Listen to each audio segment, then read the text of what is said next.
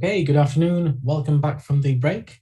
We're entering the last stretch of today's session. I'd like to walk you through a couple more exercises when it comes to AWS and the IAM centerpiece. So we have just done an exercise on policy versions and essentially us possessing a privilege to roll back some of those versions back to some more vulnerable policies. So hopefully we've all been able to follow up on that. I can see a good number of solutions being submitted to the CTFD instance, and I don't see anyone asking for more time. So I'm gonna call that a success, and we're gonna move on to the next topic. So the next topic is going to be the pass role permission, and this is an interesting one. So this permission allows you to take a role that exists in your account, and you can essentially attach the role to a service. Attach probably isn't the right word. The right word would be pass, but attach, you can visualize it a little bit better. Essentially, you can, for example, start up an EC2 instance and pass it a role, and that instance will then assume that role. So this is a very useful thing to have as an option, but it can also be abused quite easily if there are no proper restrictions in place. Right. So on this screenshot, sorry, on this slide, we actually have two screenshots. We have a relatively permissive policy and a really restricted policy, right? So here we see a policy statement allowing whoever has this policy attached to pass a role to services. And it also allows that particular person to spin up new EC2 instances and list existing ones. The problem here stems from this line right here, the resource, because it is not constrained by any means. It is applicable to all resources. And that goes for both of the EC2 permissions and also for the pass role. Right, so this essentially means that whoever owns this policy, whoever has this policy attached, can out any role in the account, any single role, and they can pass it to some AWS services. And this can be very dangerous, especially if you can't do very much, but there are some highly privileged roles in the account that you can essentially pass to some service, which will then assume that role. If you can take control of whatever you have deployed, then you might be able to essentially by proxy assume the highly privileged role. So again, the problem here lies in the fact that the roles that this particular user can pass around are not restricted. It's just a wildcard. So meaning any role can be passed. As a fairly fixed up version right here lists one particular role here, right? So the user with this policy attached, they can't pass any other roles apart from this one role called restricted with role. So that's the only role that they can pass around. And that's probably the intent behind this entire pass role permission, to be able to take one role and assign it to a service. You most likely do not want this left-hand side situation where any role is passable. That can cause a lot of problems. So with that one slide, let's jump directly to the next exercise, in which we're going to be enumerating a little bit about the environment. And we're going to spin up a new EC2 instance, and we're going to essentially pass a role to that instance. And then we're going to try to take over the control of the instance and see what we can do. If we can escalate our permissions somehow, passing a highly privileged role to the instance, and essentially we'll see what we can do. So I'll switch back to my VM here. And let me walk you through this. Okay, so I'm just making sure I'm still logged in and everything is fine. The 410. Okay, yeah, everything looks good. So last time we started off by looking at policies attached to our user. Let's revisit that. So once again, I am listing all attached policies to my particular user, and there are quite a few. Last time we were looking at the user 410 policy. This time, let's take a look at this password EC2 policy. So this piques my interest for this particular lab. So let's try to get to the details of this password policy right here. So I'll say I am get policy version. Oh, sorry, get policy first. We'll check out the policy first. And it looks like there's just one version, or at least version 1 is active. So let's check out that version 1 that's active. So I'll say get policy version. I'll specify that I'm talking about version v1. And as we can see, this policy consists of a couple of statements, right? So this is the first statement right here. And essentially it allows me to run instances in the US West 1 region. So I need to keep that in mind. I'm going to be spinning things up in US West 1. It also allows me to deal or run instances on these particular resources. It is a little bit restricted. Again, I see a lot of region specific things listed here. So again, I'll need to make sure to keep the US West 1 region in mind. I'm also allowed to describe instances, any instances really, running in EC2. And finally, here's something interesting. I am allowed to pass roles to other parts of AWS, and the roles I'm allowed to pass is any role that begins with CIH role. And anything that follows, I can pass to any service I choose. And the rest essentially still has to do with EC2. Again, something about a region, a particular region. Okay, fair enough. But it looks like I can spin up EC2 instances in a nutshell. And I can list instances, and I can also pass roles around. So that sounds interesting. So let's first take a look at the available roles in this account, and we'll see if we can find a way forward. So I'm going to say I am list roles, and there's quite a few. So what I'm going to do is I'm just going to grab for the role name here, make this a little bit more readable. As you can see, there are quite a couple of roles in this account. And if you recall, the pass role, let's see if I can scroll up actually, the pass role permission here is restricted to only specific resources. Namely, I can only pass roles that begin with CIH-role. So that immediately rules out a lot of these. Actually, let me just grep for CIH-role to make this a little bit easier for me. So actually only one role that fits that requirement, fair elements that many roles that I can actually pass to other elements of the AWS infrastructure. So, but I can pass this one. So let's take a closer look at this one.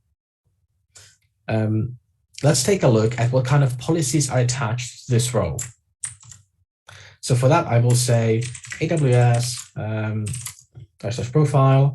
I am list attached policies to role. So list attached role policies of this one particular role here.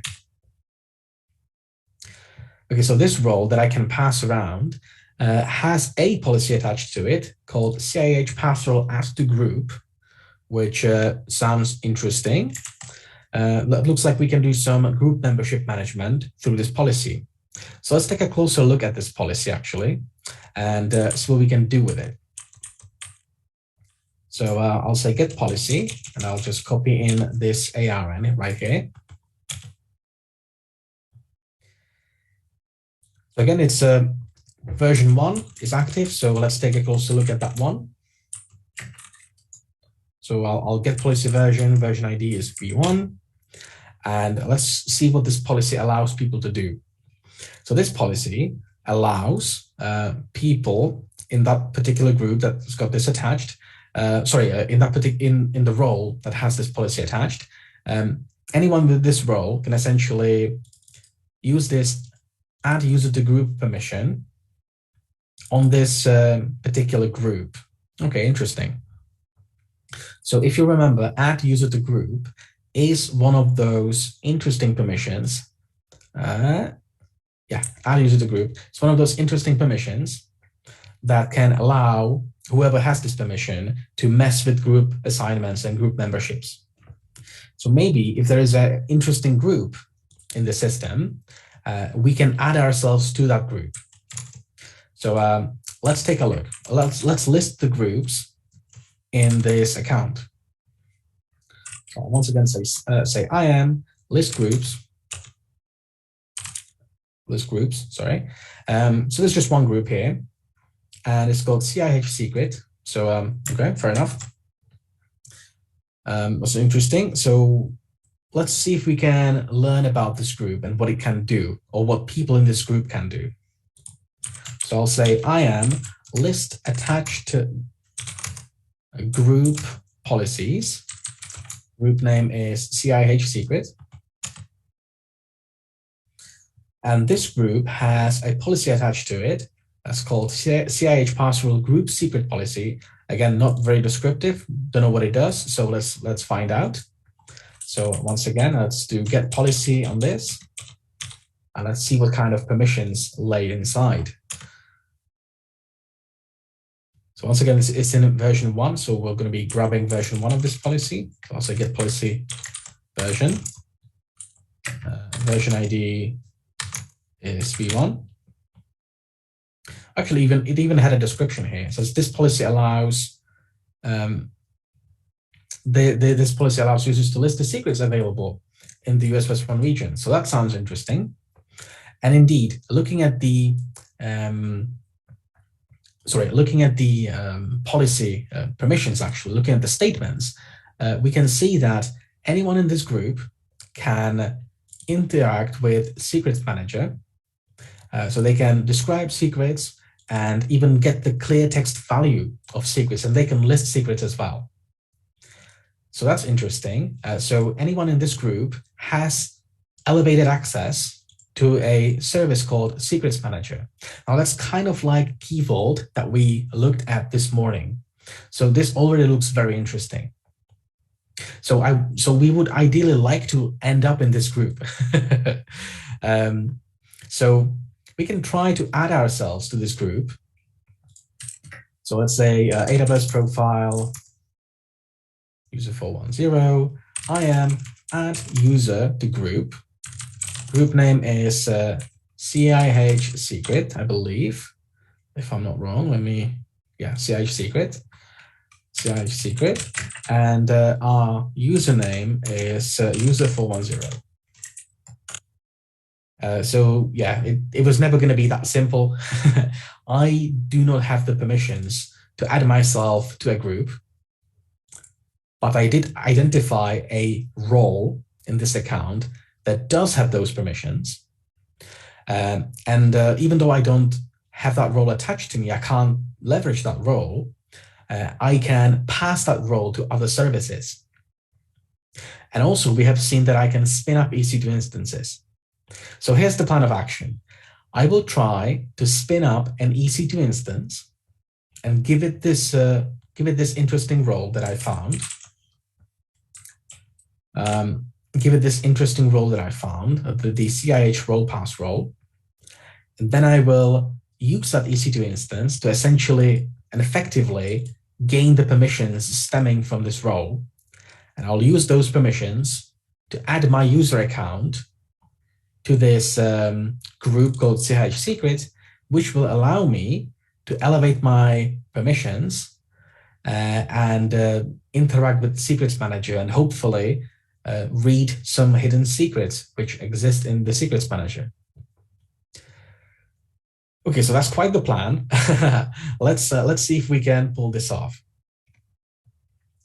So I'm going to start by spinning up an EC2 instance. Now, this is quite a complex command. I'm quite happy to break it down for you. But essentially, I'm going to be saying AWS -- profile, user 410, then I'll say EC2, and I'll say run instance. I'll specify a pre-configured image for us that we have here. Also need to say what kind of instance I'd like to run. I'm going to be running a T2 micro, which to those of you who are familiar with AWS, that's a fairly small instance, nothing really powerful, but it's good enough for generic use, nothing too computationally heavy. After all, I don't need anything super powerful. I will also essentially pass it a role. So I'm going to say I am instance profile, and I'll pass it a role right here. I'll set up some SSH keys that we have pre-configured for you, and so you don't have to deal with that. So I'll just be using this pre-configured key here, and some default security groups that we have pre-configured so that we can SSH into this instance. And I will be spinning up in the region that we have seen in the policies, so US West 1. And lastly, and this is very important, there are some tags that you need to make sure you do properly. Right? So there is one place where you need to substitute user X for your user ID. If you don't do that, it's not going to work. Right? So right here, I'm trying to spin up an instance. I didn't fix this last bit, and I'm not allowed to do it. Right? So make sure to fix that user name to reflect your user account. And you can see that it's working now. The machine is being spun up. I will simply make a note of the instance ID so that I can refer to it later. Let me take a quick note of that. So I'll say, I'll keep this. Okay.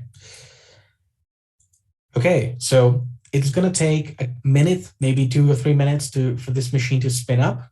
When it does, we will query the public IPv4 address of this machine. Again, we do have a command for that. I just need to substitute this instance ID in it. And here we go, user 410. Instance ID is this thing that I've fished out of that output. And this will be the public IPv4 address of my new machine. The next thing I'm going to be needing is an SSH key to get in. So we have pre-configured one for you. Normally you would have to generate one, but to make this a little bit more smoother, we have pre-configured everyone with an SSH key. So I'm just going to paste this in. You're going to find this in the write-up as well. So I'm going to paste that in. I'm going to fix the permissions of that file. The instance is probably spun up by now, so I'll just try to SSH in using this key that I just defined. I need to log in as EC2 user. That's the default AWS user. And hopefully I will be able to get in. Awesome. Yeah, so I get in. I'm now SSH'd into this EC2 instance. And this instance also has the AWS toolkit installed and set up for me to use. So for example, I can say AWS SDS get caller identity. And this machine, as we can see, is assuming the role of CH pass role. That's the role we passed to it. So that worked. That's great. So this essentially allows us to edit group memberships. Because if you remember, that's what this role essentially provides. So what I can do now is I can say AWS IAM add user to group. Group name was CIH secret, and username, in my case, is user410. So again, this command doesn't give me any output, but it succeeded. At least it didn't give me any error messages. So I'm going to close this down now. So I'm going to exit from this instance now. And let's see what I can do now. So I'm back to my own terminal. Let's see if I am a member of any groups now. So I'll say AWS -- profile user410, and I'll say I am list groups for user, and I'll list my own groups. And now I am a part of this group called CIH secret. Awesome. So if everything worked correctly, I should now have inherited the permissions stemming from this group, allowing me to talk to the secrets manager. So let's see if I can do that. So let's talk to the secrets manager, and let's try to list secrets in this particular US West 1 region. And I can see one secret here, which I'm very happy about. It says this is a secret hidden by a secret manager. Awesome. But I can't see the clear text value just yet. So for that, I need to tell secrets manager to get secret value of this secret ID right here. In this specific, actually, sorry, that's the wrong one. Secret ID is the name of it. Yeah, this is the one, secret ID, in this particular region. So I'll say region is US West 1. And here we go. And secret string is password flag is this. Whoa, okay, we made it. So that was quite a process.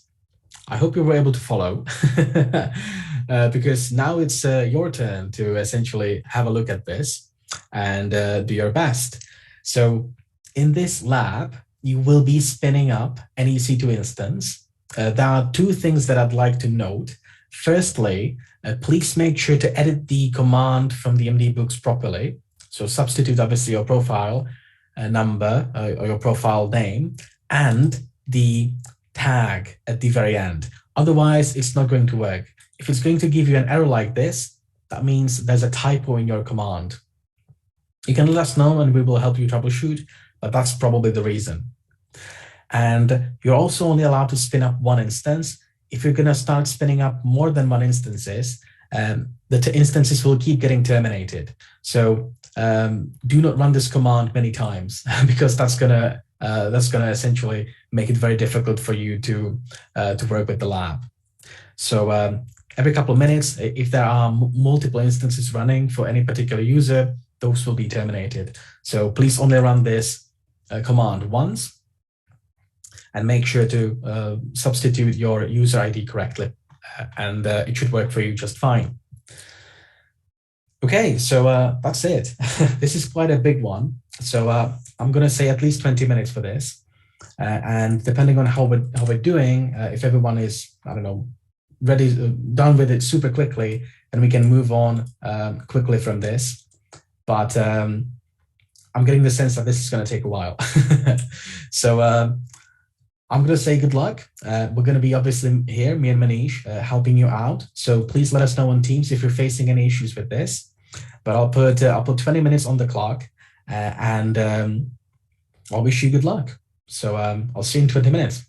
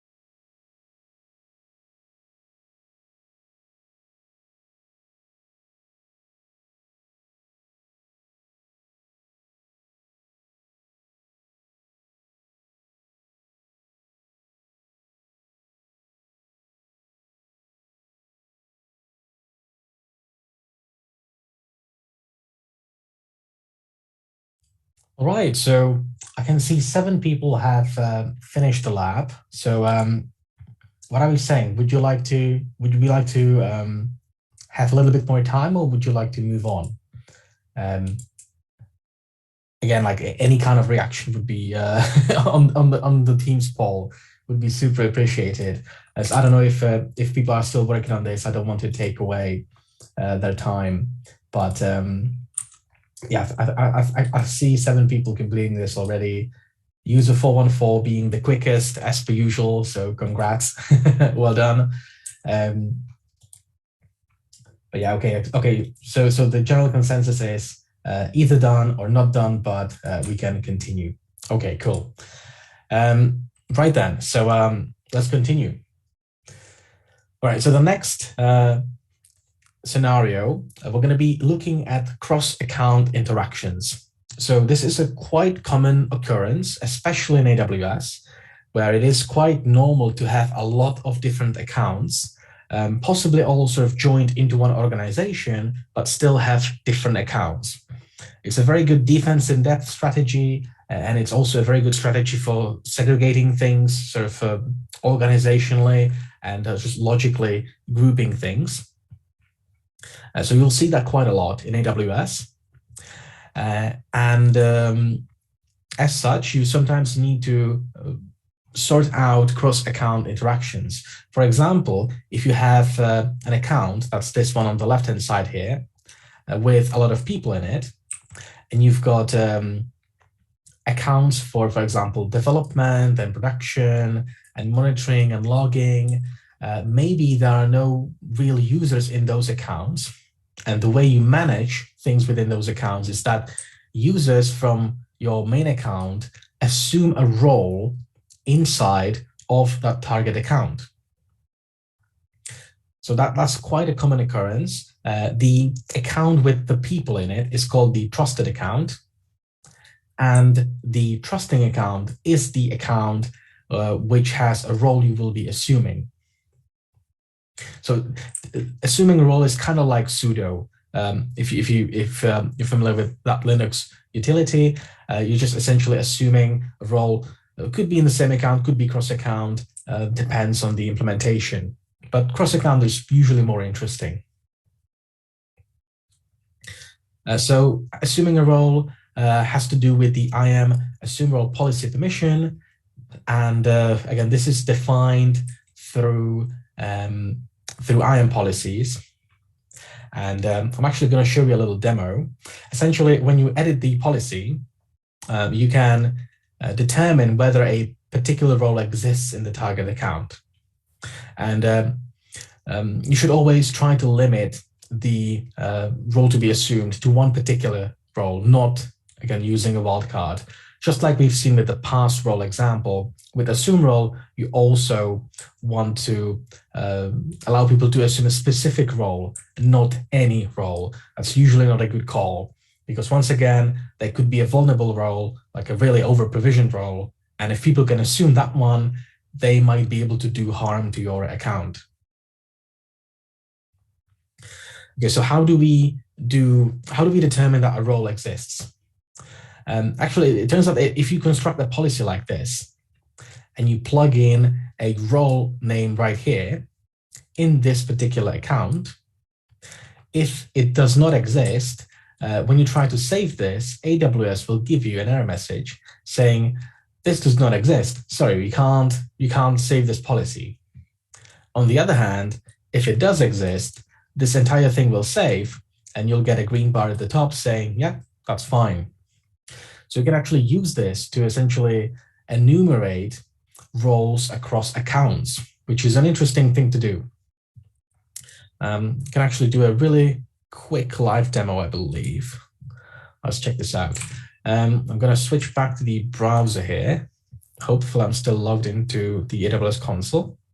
Let's see if I am. If not, I'll have to dig out the credentials. Okay, that looks good. Awesome. So yeah, let's take a look at IAM. And I'm going to go down to roles once this page loads. And here we go. Okay, so I'm going to go down to roles and look for the CH brute force role right here. And make this a bit smaller so I can actually see the page.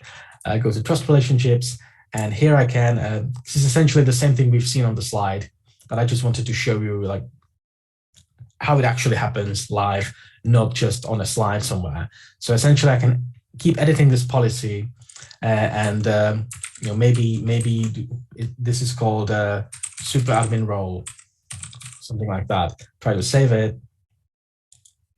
I get an error message saying that role does not exist in that particular account that you're referring to. So I don't know, super duper admin role, something like that. Does that exist? Nope.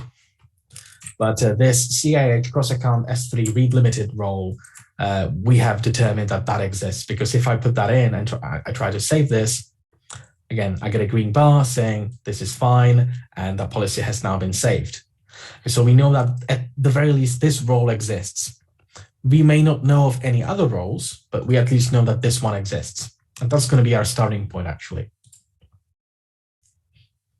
Okay, so we know that exists. So that's going to be our starting point. We're essentially going to be checking how to assume a role and how to set up credentials and what we can do after we assume a role in another account. So I'm going to pull up my notes real quick. Okay, here we go. Right, so we're going to be, this is our starting point. We know this exists, so we will be trying to assume this role. A little bit of, okay, sorry, let me pull this up. By the way, just quickly on the previous exercise we did, the reason that we can't let you spin up more than one instance is because there are quotas for how many resources you can have in one region in AWS. And if you see on the call, there are 16 of us. And if we all start spinning up multiple instances, we quite quickly start approaching a service quota limit. And it could essentially put some of you at a disadvantage where you would not be able to spin up new instances. So that's why we had to limit the number of instances to essentially more manageable level. So that's just a quick note about the previous exercise. But now let's take a closer look at this, this exercise where we're going to be assuming a role cross-account. We've already enumerated that. We've already identified a role across account. So we're going to be assuming that role and essentially looking around the target account and seeing what we can do. So once again, I'll just quickly make sure that I'm still logged in, everything is still working correctly. So user _0, SDS, get identity, go. And everything looks fine. So let's try to assume this role that we have seen, that I've just shown you in my browser and also on the slides. So I'll say SDS, but not get caller identity. This time I will say assume role. And I'll specify the role ARN, again, that we have seen in my browser, which I've closed, so I can't show you anymore. But we've just seen it a second ago. Here we go. And I'll have to name this session something, so I'll just call it limited. And what happens is I get back a set of temporary credentials. However, this time, these credentials are related to the target account that I'm assuming a role in. As you can see, when I first ran the STS get caller identity command, you can see that I live inside of an account 143 something something. And now I'm assuming a role in an account 2669 something something. So I'm effectively moving across two different accounts. So let's set up these credentials here. So access key ID is this. Secret access key is this bit in the middle. And the session token is right here. Right, so now let's try to run the STS get caller identity command again. This time I will not specify any profiles, meaning I would like to leverage those newly found credentials right here. This time, you can see that I'm in account 266 something, and I have assumed the role of cross-account S3 read limited. Okay, so now I have some power in this foreign account. So I can maybe do S3ls, just judging by the role name here. That sounds likely that this would work, and it does work. So I can list buckets, for example. Do I have access to IAM? Can I list roles? I do have access to IAM. That's great. So by listing roles, I'm essentially doing authenticated enumeration at this point. So I'm just going to be grepping for any interesting roles in this target account. And there are some AWS stuff here. I'm not too interested in that. I'm interested in all the custom things that exist here. And we have, we already know about this. This is the role we're currently assuming. And there are a couple more roles here: victim app, cross-account role, role pass role. There's one called vulnerable role, which sounds interesting. That sounds like something I'd like to take a look at. But yeah, so that may serve as a sort of a stepping stone towards getting a little bit more information regarding this this target account. Because, for example, the role we have currently assumed, the S3 read limited role, probably doesn't allow us to do everything. I mean, let's try to list Lambda functions, for example. We're not able to do that. We're not authorized to do that. So let's try to assume different roles, because now that we know all of these exist, we could have a play with all of those. So I'm going to pick this vulnerable role just because I quite like the name. And let me essentially try to repeat the process of assuming a role, but this time we will be targeting not the limited one, but hopefully the one that has even more permissions assigned to it. So once again, I will go to the assume role call. I'll just change the role name here. I also have to call it something else. Okay, so now we're assuming this different role. So once again, I will set up my terminal to reflect those new credentials. Access key ID, secret access key, and the session token.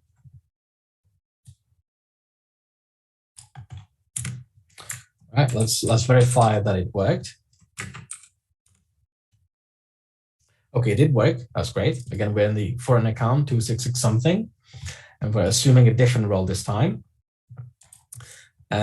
So before, we were not able to list Lambda functions, if you remember correctly. When I tried to list Lambda functions, I just got an error message saying you can't do that. You have no permissions to do that. Let's try to do it now. This time, it succeeds. So this time, I'm able to actually list Lambda functions. To those of you who are participating in the CTFD, this might be handy. Yeah, I can essentially get a little bit more access into this foreign account. Okay, so that's the assume role exercise. Again, we have simply enumerated some roles. I've shown you how to do that through the browser and assume them in practice, and essentially assumed a role. Then we perform some basic enumeration in the foreign account and assume different roles as well. Okay, so that's that. I'm going to put some time on the clock. I think 15 minutes should be sufficient. Hopefully that's going to, actually, yeah, I think that's going to be fine. So I'll put in 15 minutes on the clock and I will see you then. So good luck. And again, if you have any questions about anything, just please let us know on Teams and we'll help you out.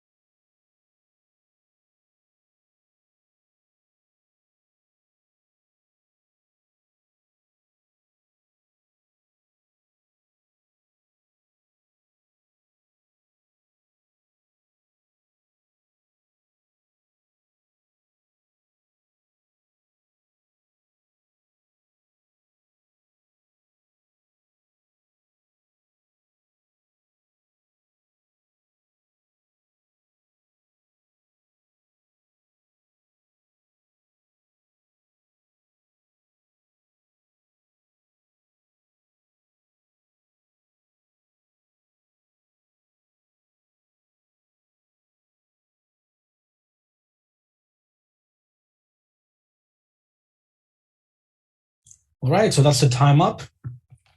This exercise, judging by the swiftness of submissions on CTFD, was easier for you guys. So I'll make sure to remember that. But right now, I'd like to show you one more thing today regarding AWS and IAM in particular. And that has to do with, or the example that we're going to be looking at has to do with SAR. So SAR stands for Serverless Application Repository, and it's essentially a piece of the whole serverless application model ecosystem that AWS offers you. And it's not really very important to go deep into what SAR does or how it works and why you would use it. So I'm just going to give you a quick rundown right here. Essentially, it allows you to do a couple of things. Mainly publish your serverless applications, and other people can search for those and deploy those, right? So it's essentially a piece of the whole serverless application craze that's going on right now, and it can help you do some of those things a little bit more easily. And the way it works internally is it relies on S3 buckets, as most services in AWS do. To be fair, so you typically have your own bucket that you can have data in, and SAR will interact with that bucket. Now, when you're setting things up, if you're following the documentation, the official documentation from AWS will tell you how to set things up, what kind of policies to assign to those buckets, which are private, right? So they shouldn't be publicly accessible, and how to make sure that it's going to work with SAR. You'll also notice that the files, the objects in the S3 buckets have essentially random names that look like hashes. So they're not really intelligible to us. That's just how it works internally. Like the whole spiel is about it relying on a private S3 bucket that the service and you as the owner can interact with. However, there is a problem. And the problem is that the bucket is configured to allow the SAR service to talk to it. And that's fine. That's fine, because usually you are, as the owner, the one who tells SAR to go and interact with the bucket. But essentially, you can get to a condition that's known as the confused deputy, where you have a service that has the means of interacting with other pieces of the AWS infrastructure, but there are multiple people that can talk to the service and tell it what to do. And the service can effectively get confused as into who told it to do what. And this way, we can essentially, as attackers, we might be able to convince this SAR service to go into other people's buckets and read information from them and copy it to our buckets, which sounds pretty dangerous. Now, there are some prerequisites that need to be met in order for this to work. So don't worry, the internet isn't broken, but it is nevertheless an interesting scenario to look at. So there are some prerequisites that need to be met.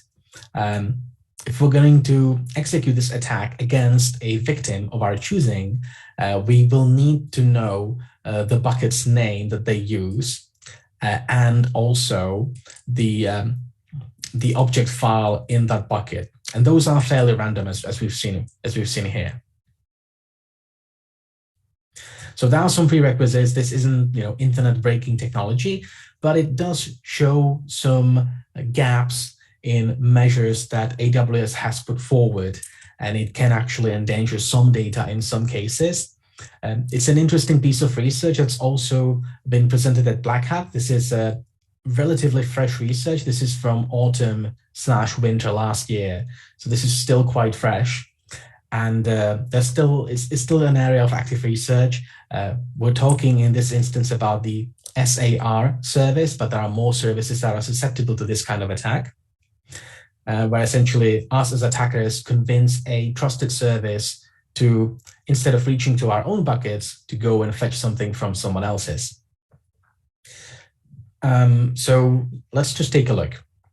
We're essentially going to look at some credentials that we got on day one. So we're going to revisit the Elastic Beanstalk lab. We're going to set up those keys in on our local machine, and we're going to see what we can do within AWS. And then we're going to essentially utilize the serverless application repository service to exploit a misconfigured bucket policy. And we're going to have SAR read data from that misconfigured bucket into our own account. So we're essentially breaking the isolation between different accounts on AWS through the means of a confused deputy attack at this service, which will allow us to read data from other people's buckets. All right, so hopefully that caught your interest. Let's see how we can pull this one off. So we're going to have to think to day one when we exploited the EBS, the EBS deployment, the Elastic Beanstalk deployment. We did get an archive called index.zip from it, if you remember that one, which had an interesting file in it called SAR-txt backup. And I think we've even looked through this very briefly. It essentially looked like a note to someone about a deployed private SAR repository in a bucket. And should this person, Carl, need access, here are the access keys. So first things first, if we didn't have this message and we didn't know what to do, we could run some automation to essentially, we could feed these keys to some scripts that can help us enumerate access that exists in AWS. It just so happens we actually have written a couple of those scripts. I think we're going to leave that for tomorrow. Feel free to explore on your own if you'd like to. The commands that we're sharing with you do contain the write-up for this, but I'd like to show you that tomorrow when we're going to have a little bit more time for that. But feel free to explore that. I'm going to skip this for now, and I'm going to essentially be going off of this message. And I'm going to, I've got a gut feeling that this has to do with S3 buckets because that's what the message says. So let's just set up those access keys in my own local machine. So I'll say AWS configure and set up a new profile. Let's call it attacker. Paste in those access keys. Make sure everything is working. So dash profile attacker. STS get caller identity. Okay, yeah, so I'm successfully logged in as this user, CIH EBS S3. Okay, fair enough. Let's take a look at the buckets that are accessible to me. I need to specify the correct profile. There are a couple of buckets here. Mainly the thing I'm going to be interested in is the serverless app one, because that's pretty much what was mentioned in the note. So we can list the objects in this bucket, essentially list the files. We can use the S3 command. We can also use the S3 API to get a little bit more information. So to change it up, I'm going to use S3 API to list objects in this particular bucket. And I can see there are a couple of objects in there. These are the file names. There's some metadata as well, sizes and storage class. So yeah, looks good. We'd like to get some access to these files and objects. So let's run this attack. Let's run this attack scenario. So for this to work, I'm going to go to my browser and I'll go back to the AWS console. And inside of it, I'm going to browse to SAR, or the serverless application repository. And you should already have an application pre-configured for you. you're just going to have to find your own one. I'm user 410, so I'm going to click on that. And here we can essentially see the details of an application that we have pre-deployed for you. And we're essentially going to be telling SAR that this application that we have called user 410 has some updates. And we're going to have SAR pull the updates down here. And we're going to have them pull down to this README file right here. So at this moment, this README file just says, this README belongs to user 410, and hashtag marketing made me do it, marketing blurb in there as well. And essentially, we're going to use this as the place where the foreign bucket contents are going to be displayed. Okay, yeah, so we're essentially going to fake an update to our own application, and we're going to tell SAR to pull that update from a bucket that we do not own.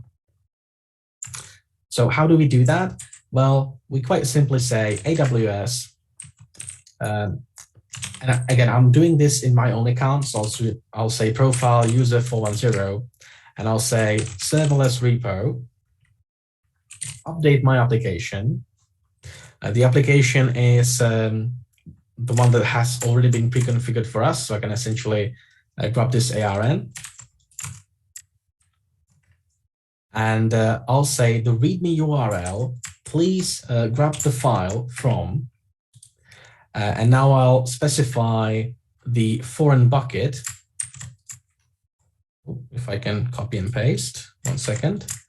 I'll specify the foreign bucket that I do not own. This belongs to someone else, right? This isn't us. That belongs to the profile that we have set up as a profile attacker. And let's fetch one object from that bucket right here. And we also need to specify a region. So I'll say region US East 1. And I've made a typo. I've made a typo somewhere. Oh yeah, update application, but I need to say what this argument is. This is the application ID. Okay, slight typo, and this is going to produce a lot of output for us. Not necessary to read through this. I can just close this down. I don't really care about that. What I care about is the console. All right, so I'm back at the console, and I'm going to essentially refresh the page. And you'll notice what happens is this README file now, the content has changed, right? The content in this file has changed to whatever was contained in that target bucket that we have just forced an update from, right? So we essentially made SAR go fetch data from someone else's bucket and display it here on this README page. All right, so this isn't ours. This is from somewhere else. Again, the flag proves it. So this is how you can essentially convince AWS services to kind of go out of their way and go fetch data from places that they probably shouldn't be looking at. This is based on an article that was also presented at Black Hat last year. SAR isn't the only service susceptible to this kind of attack. There are other services like CloudTrail, I believe. Yeah, CloudTrail also allows you to do interesting things like that, and AWS config as well. So this is still an active area of research that is still evolving. Essentially, the main problem was the vulnerable resource policy placed on the particular bucket. But the users aren't willing to blame. This was a problem that people were just following documentation. This is a problem in the documentation itself, which has been remedied since. But nevertheless, it is an interesting issue. So yeah, I'm just going to quickly show you the problem, and then I'm going to give you some time to catch up, and then we're going to wrap up for the day. So this was the main problem, right? We had a documentation telling us to use this policy with the bucket to essentially allow this service principal to interact with the bucket, to read things from it. And that's fine, but we're not really checking who initiated this request, right? The service didn't decide to do this on its own. Someone essentially poked the service and told it to do something. So the documentation has since been updated with a fix to this problem. But you will need to, people using this service will need to apply this fix manually. This isn't something that AWS can fix for you. You as the user of SAR will have to roll out this fix yourself. All right, so we can see that this red rectangle highlights the new bit that has been added to the resource policy, essentially adding a new condition saying the source account for this SAR request has to be, and you want to put your own account number right there, right? To make sure that I can't initiate this README application update and read data from your bucket. It has to be you yourself that does this. Okay, so that's the SAR lab. So for the rest of the day, I'd like you to take a look at it. And that's essentially what we're going to wrap up the day for.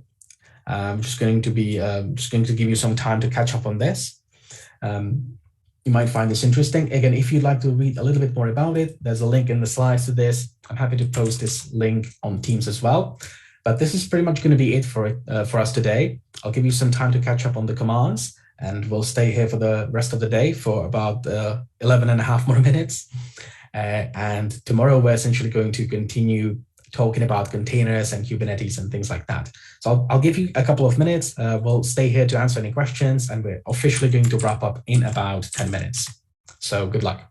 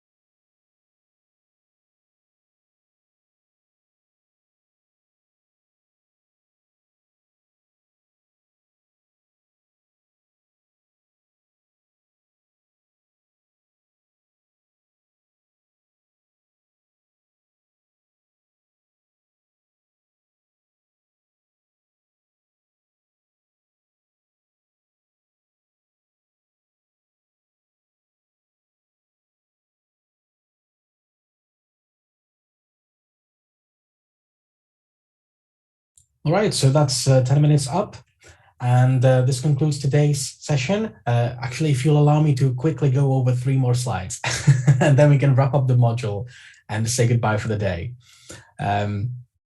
So as I've already talked about the problem with the policy and how it was fixed. Yeah, just to drive the point home, even though AWS manages a lot of those policies, sometimes they make mistakes too.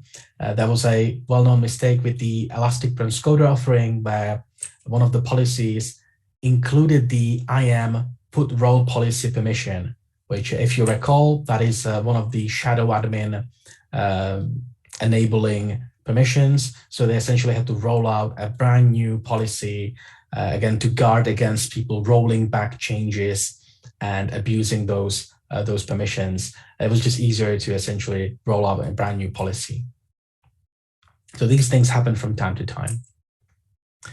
And as I was saying, shadow admins are not, strictly speaking, an AWS-specific thing or a cloud-specific thing. There have been shadow admins in Active Directory settings for a very long time. You can find examples like that in other places, not just AWS. We have just been using AWS for no particular reason, really. But yeah, these things exist across other providers as well. And the best thing about all of this is you don't have to remember everything.